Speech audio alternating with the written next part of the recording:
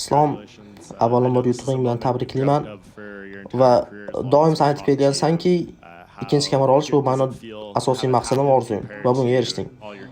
Hozir o'zingni qanaqa his qilmoqdasan? Men juda ham xursandman.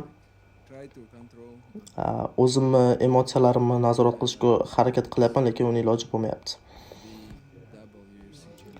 Madison Square Garden ikkita kamerani yelkaga olish bu meni orzuyim. Bunga erishdim deb o'ylayman. Taassurotlaring haqida aytib ber.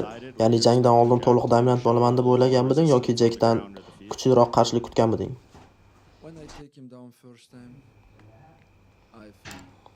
Men uni birinchi marta takedown qilganimda sezdimki, bu uchun uzun kecha bo'ladi. Men o'zim xohlaganim qilaman deb o'yladim, chunki men undan ko'proq harakat kutgandim.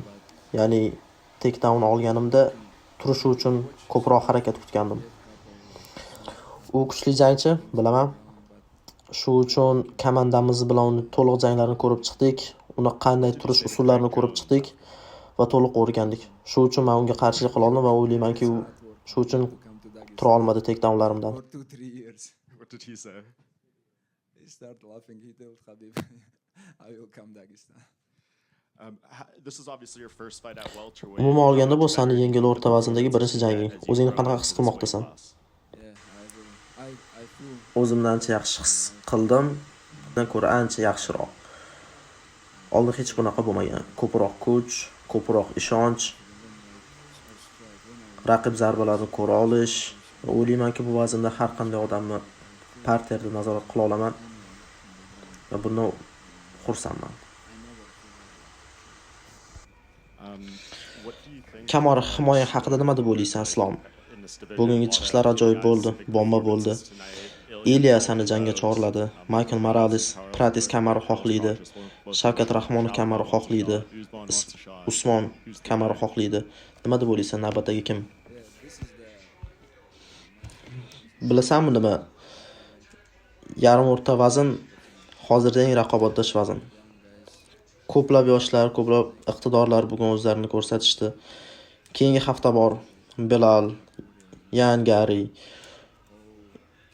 va hammasi bilan hammasi qotillar va meni kamarimni olishni xohlaydi.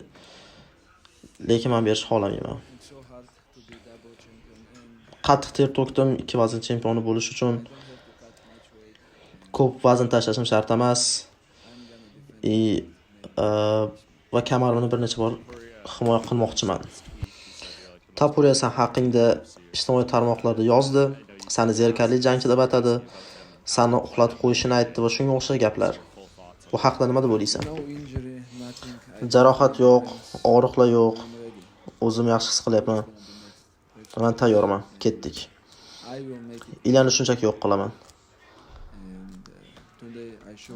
Masalan, bugun ko'rsatdim.